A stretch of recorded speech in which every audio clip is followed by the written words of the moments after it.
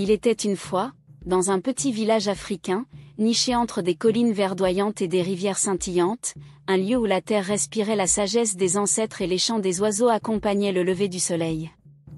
Ce village était un monde à part, un endroit où les histoires se murmuraient au coin du feu, où les griots, gardiens de la mémoire, racontaient les récits d'un temps où l'homme vivait en harmonie avec la nature. Parmi ces histoires, celle de Nia, la fille au cœur pur, résonne encore dans les mémoires comme un chant d'espoir. Nia n'était ni princesse ni fille de chef, mais son nom brillait comme une étoile dans la nuit. Orpheline dès son plus jeune âge, elle n'avait ni foyer, ni famille pour la bercer, mais elle portait en elle une lumière qui défiait les ombres. Les anciens disaient que son cœur était aussi pur que l'eau de la rivière à l'aube et que son sourire avait le pouvoir d'apaiser les âmes tourmentées. Dans ce village, on croyait que chaque enfant venait au monde avec un destin tissé par le Créateur de l'univers. Certains naissaient sous des étoiles clémentes, d'autres sous des cieux orageux. Pour Nia, le ciel semblait avoir choisi un chemin semé d'épines, mais personne n'imaginait que cette petite fille, frêle et silencieuse, deviendrait un jour une légende. C'est ainsi que commence l'histoire de Nia, une histoire où la bonté triomphe de l'adversité, où la lumière de l'âme illumine même les ténèbres les plus profondes. Une histoire qui nous rappelle que la force ne réside pas toujours dans les bras, mais dans la pureté d'un cœur prêt à aimer, à donner et à pardonner. Avant de continuer, si tu es friand d'histoires passionnantes et pleines de leçons et de vie, abonne-toi vite pour ne manquer aucune histoire dans le futur.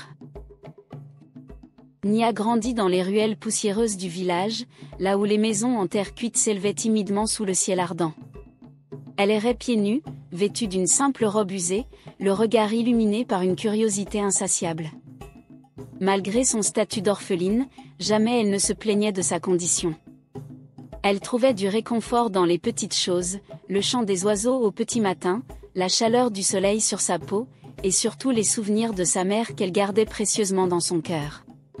Un jour, alors qu'elle fouillait derrière le marché pour y trouver quelques restes, une voix grave et autoritaire l'interpella. C'était le père Kimba, un riche marchand connu pour sa fortune, mais aussi pour sa froideur.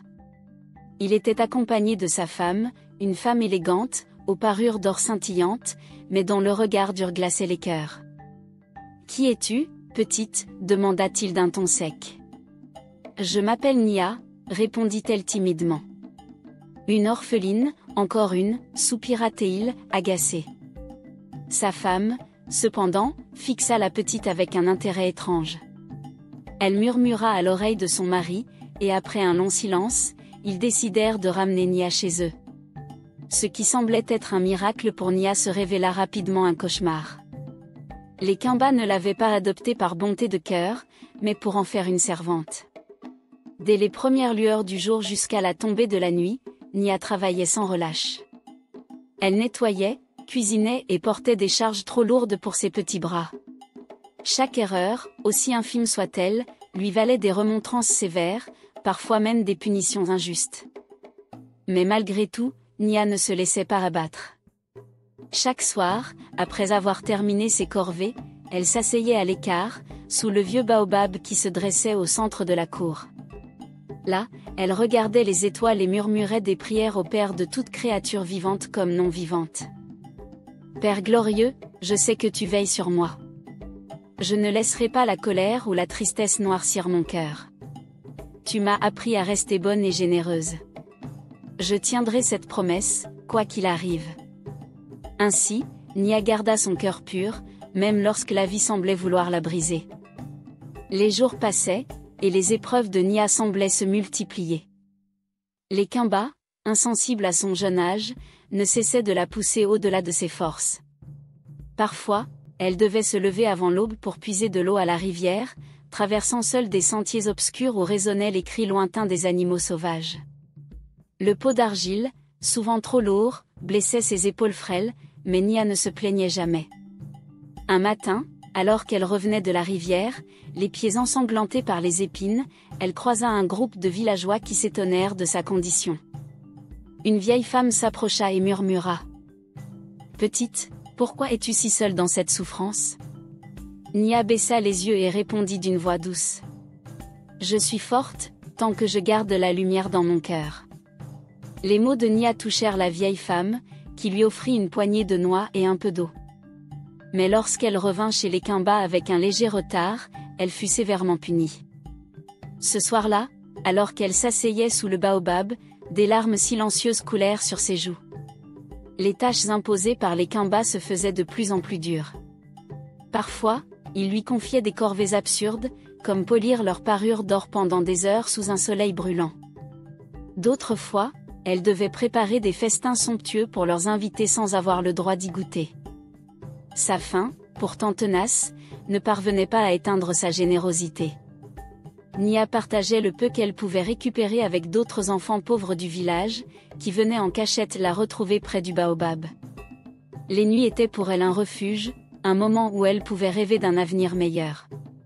Elle pensait souvent à sa mère, aux gâteaux qu'elle préparait ensemble dans leur petite maison autrefois. Ce souvenir devint sa force, un pilier invisible sur lequel elle s'appuyait pour ne pas faiblir. Mais les épreuves ne s'arrêtèrent pas là. Un soir, une pluie torrentielle s'abattit sur le village, inondant les maisons de boue et d'eau glacée. Les Kimba, furieux, envoyèrent Nia travailler sous l'averse pour sauver leurs biens précieux. Trempée jusqu'aux os, elle peinait à déplacer des paniers et des jarres lourdes. À bout de force, elle s'effondra dans la cour. C'est alors qu'une jeune fille du voisinage, témoin de cette scène, courut chercher de l'aide. Quelques villageois arrivèrent et virent Nia allongée dans la boue, tremblante et épuisée. Ils s'indignèrent du traitement que lui infligeaient les Kimba. Malgré les reproches, la famille riche rejeta tout en bloc et menaça ceux qui osaient s'interposer. Mais ce jour-là, quelque chose changea dans le cœur des villageois. Ils commencèrent à voir en Nia non plus une simple orpheline, mais une âme pure, une enfant courageuse qui méritait mieux que cette vie d'épreuve. Et même si les Kimba ne cessaient de la tourmenter, Nia, telle une flamme vacillante mais jamais éteinte, tenait bon. Un après-midi, alors que Nia s'acquittait d'une de ses nombreuses corvées, elle remarqua une pierre qui dépassait légèrement du sol, près du vieux baobab. Intriguée, elle creusa un peu avec ses mains, découvrant une petite boîte en bois, vieillie par le temps et recouverte de motifs sculptés à la main. Son cœur battit plus fort à l'idée d'un possible trésor. Elle ouvrit délicatement la boîte et trouva à l'intérieur un médaillon en or et un parchemin soigneusement plié. Le médaillon était gravé de symboles anciens, que Nia ne comprenait pas, mais qui semblaient familiers. Le parchemin, en revanche, portait, à la première page, un message écrit dans une écriture qu'elle reconnut immédiatement, c'était celle de sa mère.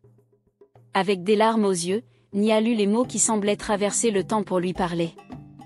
« Ma chère Nia, si un jour tu trouves cette boîte, sache qu'elle contient non seulement un souvenir de notre famille, mais aussi une clé pour ton avenir.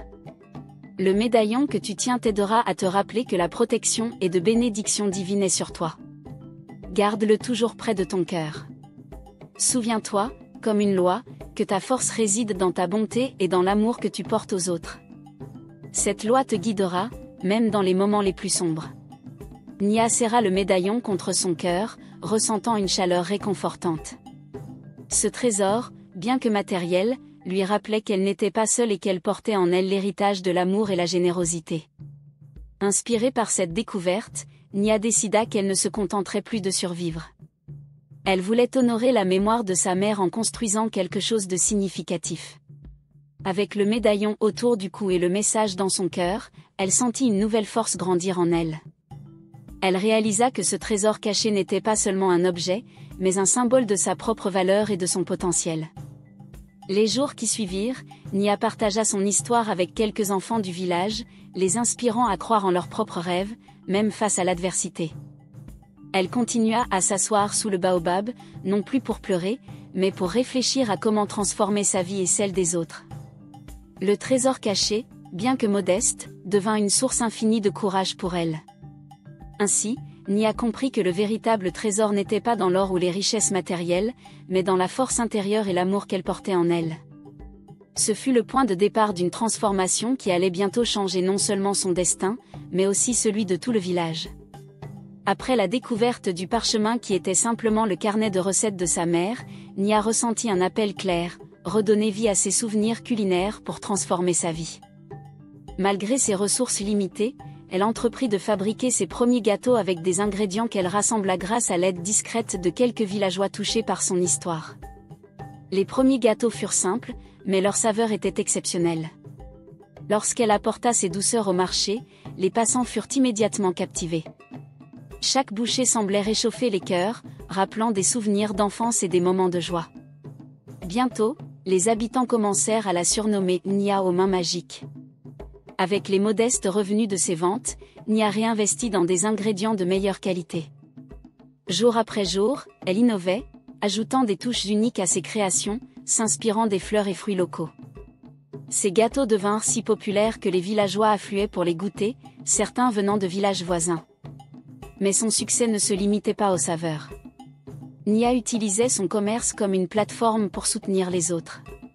Elle embauchait des enfants du village pour l'aider, leur offrant ainsi une alternative à la rue.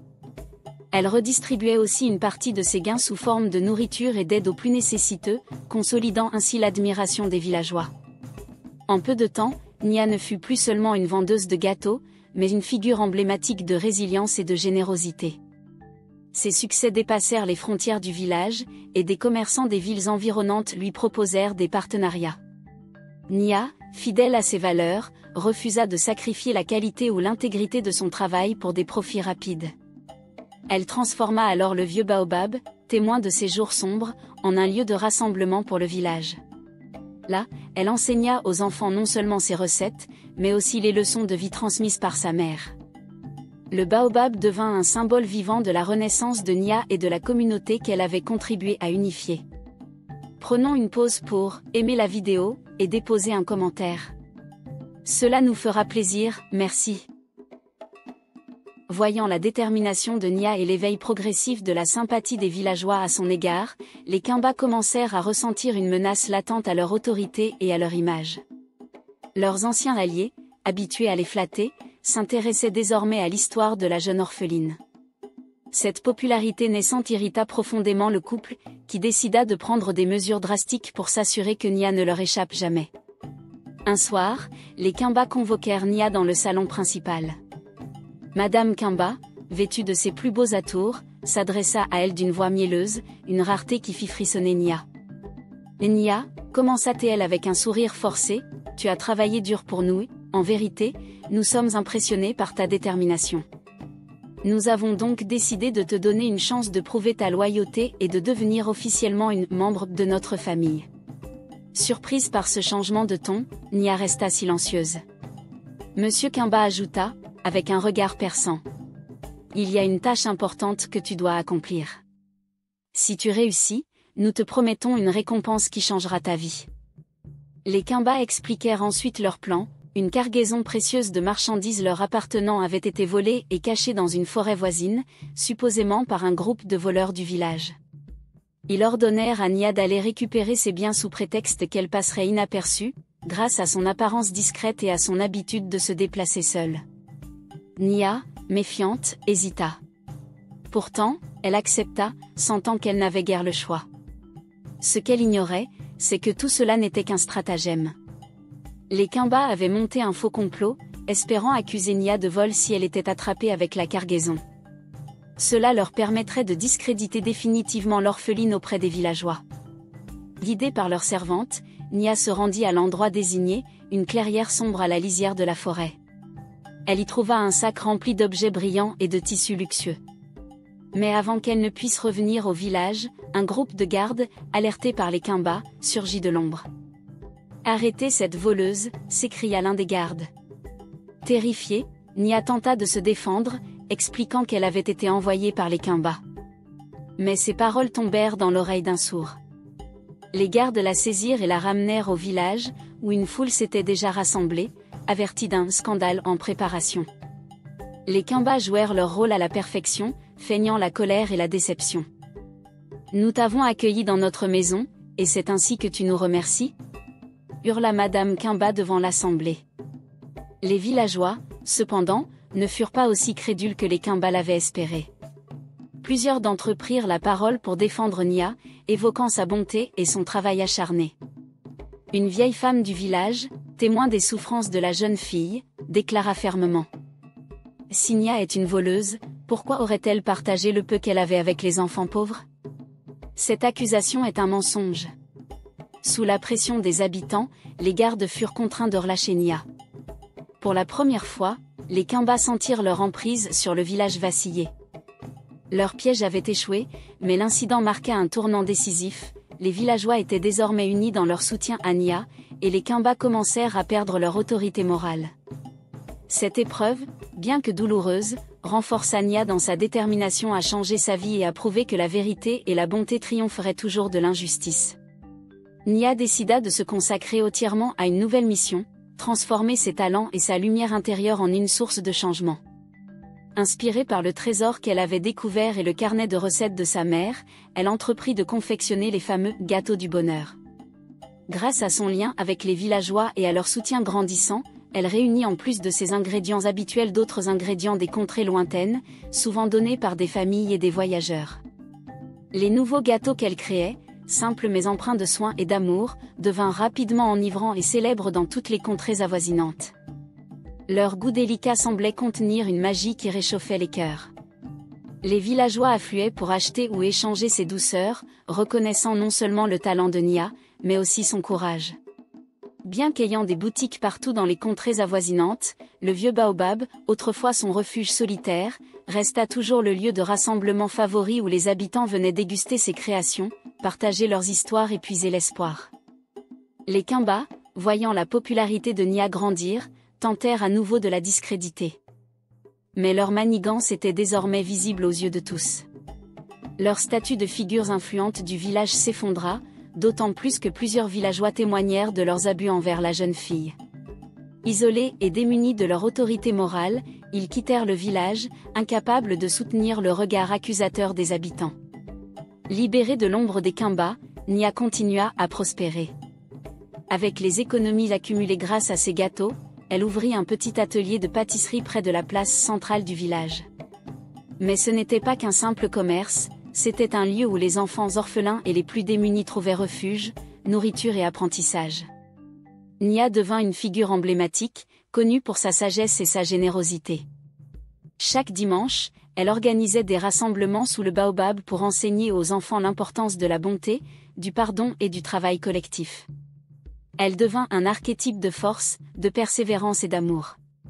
Des années plus tard, le village tout entier avait changé, passant d'un lieu marqué par les inégalités à une communauté unie et florissante. Nia, devenue une femme respectée et aimée, fit graver au pied du baobab ces mots de sa mère. La vraie richesse est dans le cœur, et la plus grande force, dans l'amour que l'on donne. C'est ainsi que l'histoire de Nia, la fille au cœur pur, traverse les âges. Transmise de génération en génération, elle rappelle à tous que même dans l'adversité, un cœur pur peut illuminer le monde. Si vous avez apprécié l'histoire, aimez la vidéo, partagez-la et déposez un commentaire. Surtout n'oubliez pas de vous abonner pour ne rien rater des prochaines histoires. Moi, je vous dis à bientôt.